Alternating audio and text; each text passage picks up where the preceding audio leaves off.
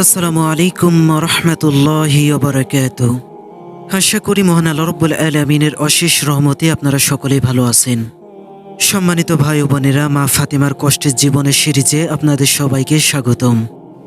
হযরত জাবের বিন আব্দুল্লাহ আনসারী রাদিয়াল্লাহু তাআলা আনহু বলেছেন, একদিন রাসূল আকরাম সাল্লাল্লাহু আলাইহি সাল্লাতু ওয়াসসালাম আসরের নামাজ আমাদের সাথে আদায় করেন।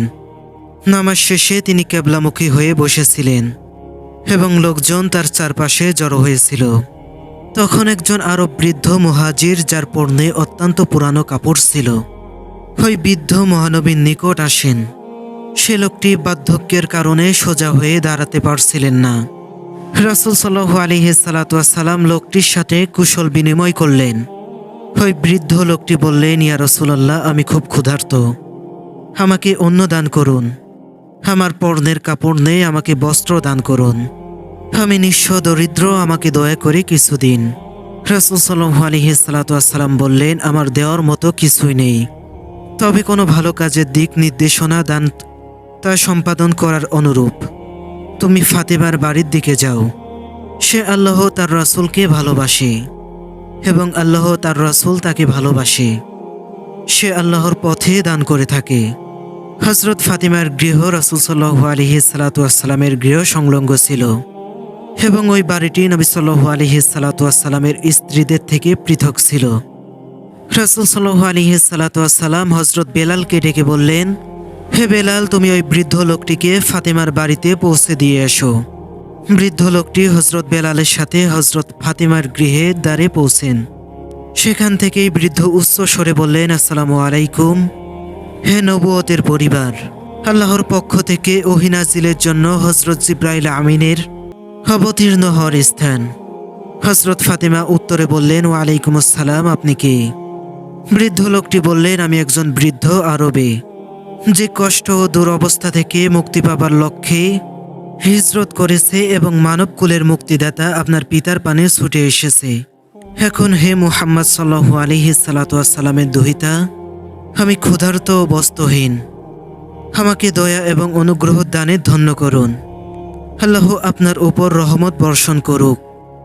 এই সময় হযরত ফাতিমা, হযরত আলী ও রাসূল সাল্লাল্লাহু আলাইহি সাল্লাতু ওয়াসসালাম 3 দিন যাবৎ কিছু খাননি। নবী করিম সাল্লাল্লাহু আলাইহি সাল্লাতু ওয়াসসালাম তাদের অবস্থা ভালো করেই জানতেন। হযরত ফাতিমা দুম্বার চামড়া বিশিষ্ট হাসান ও হুসাইনের বিছানাটি হাতে তুলে নিয়ে বললেন, হে দরজার বাইরে বৃদ্ধ ব্যক্তি, এটা নিয়ে যাও, আশা করি আল্লাহ তোমাকে এর চেয়ে উত্তম কিছু দান করবেন।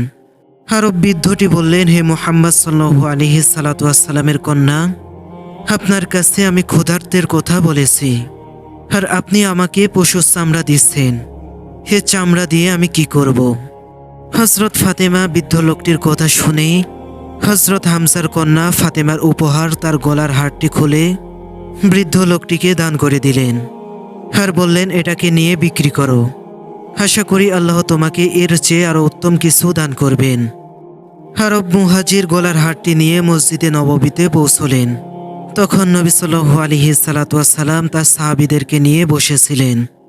বৃদ্ধ আরব বললেন, ইয়া রাসূলুল্লাহ, এই গলার হারটি হযরত ফাতিমা আমাকে দান করেছেন, আর তিনি বলেছেন এই গলার হারটি বিক্রি করো, আশা করি আল্লাহ তোমার প্রয়োজন মিটিয়ে দেবে। রাসূল আর তার চোখের অস্ত্র ধরে রাখতে পারলেন না। তিনি বললেন, যে জিনিস সমগ্র নারীকুলের নেত্রী ফাতিমা তোমাকে দিয়েছে, কি করে সম্ভব তার দ্বারা আল্লাহ তোমার প্রয়োজন মিটাবে না? হযরত আম্মার ইবনে ইয়াসির উঠে দাঁড়ালেন। তিনি বললেন, ইয়া রাসূলুল্লাহ, আমাকে এই গলার হারটি কেনার অনুমতি দেবেন? রাসূল সাল্লাল্লাহু আলাইহি সাল্লাতু ওয়াসসালাম জবাবে বললেন, হে আম্মার, এটা ক্রয় করো। যদি সমস্ত জিন ও ইহসান এটা ক্রয়ের মধ্যে অংশগ্রহণ করে, আল্লাহ তাদের সকলের উপর থেকে দোজখের আগুন উঠিয়ে নেবেন। হযরত আম্মা জিজ্ঞেস করেন, হে আরব বৃদ্ধ, এই গলার হারটি কত বিক্রি করবে? বৃদ্ধ লোকটি জবাবে বললেন, এই গলার হারের পরিবর্তে আমার জন্যে এটুকুই যথেষ্ট যে আমি যেন তা দিয়ে কিছু রুটি ও মাংস কিনে ক্ষুধা নিবারণ করতে পারি এবং একটা কাপড় কিনে আমার দেহে আবৃত করতে পারি, যেন সে কাপড় দিয়ে আল্লাহর দরবারে নামাজ আদায় করতে পারি। আর কয়েকটি দিরানি যথেষ্ট, যা আমি আমার পরিবারকে দিতে পারি। হযরত আম্মারের কাছে নবী সাল্লাল্লাহু আলাইহি সালামের অকৃতপ্রাপ্ত খয়বারের যুদ্ধের কিছু মাল অবশিষ্ট ছিল। তিনি বলেন, এই গলার হারের বিনিময়ে আমি তোমাকে 20 দিনার, 10 দিরহাম, একটি ইয়েমেনি পোশাক এবং একটি উট দেব, যার মাধ্যমে তুমি তোমার পরিবারের নিকট পৌঁছাতে পারবে, আর তাতে তোমার ক্ষুধা নিবারণের ব্যবস্থাও হবে। বৃদ্ধ লোকটি বলল, হে পুরুষ, তুমি অত্যন্ত দানশীল।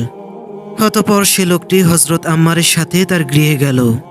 হযরত আম্মার প্রতিশ্রুতি মোতাবেক সবকিছু সে লোকটিকে দিলেন। বৃদ্ধ লোকটি মালামাল নিয়ে রাসূল সাল্লাল্লাহু আলাইহি সাল্লামের কাছে এলেন। তিনি জিজ্ঞেস করেন, এখন তোমার ক্ষুধা মিটেছে? উত্তরে লোকটি বলল, জি হ্যাঁ, আমার প্রয়োজন মিটেছে। আমার পিতামাতা আপনার জন্য উৎসর্গ হোক। রাসূল সাল্লাল্লাহু আলাইহি সাল্লাম বললেন, তাহলে ফাতিমার জন্য তার অনুগ্রহের কারণে দোয়া করো। তখন আরব মুহাজির লোকটিকে এভাবে দোয়া করলেন, হে আল্লাহ, তুমি সর্বদাই আমার প্রভু। তুমি ব্যতীত অন্য কোনো উপাস্যের আমি ইবাদত করি না। তুমি সকল ক্ষেত্রে থেকে আমার রিজিক দাতা। হে পরওয়ারদিগার, ফাতিমাকে এমন সবকিছু দাও যা চক্ষু কখনো অবলোকন করেনি, আর কোনো কর্ণ কখনো শ্রবণ করেনি। নবী সাল্লাল্লাহু আলাইহি সাল্লাম তার দোয়া শেষে আমিন বললেন এবং তার সাহাবীদের প্রতি তাকিয়ে বললেন, নিশ্চয় আল্লাহ পৃথিবীতে ফাতিমাকে এই দোয়ার ফল দান করেছেন।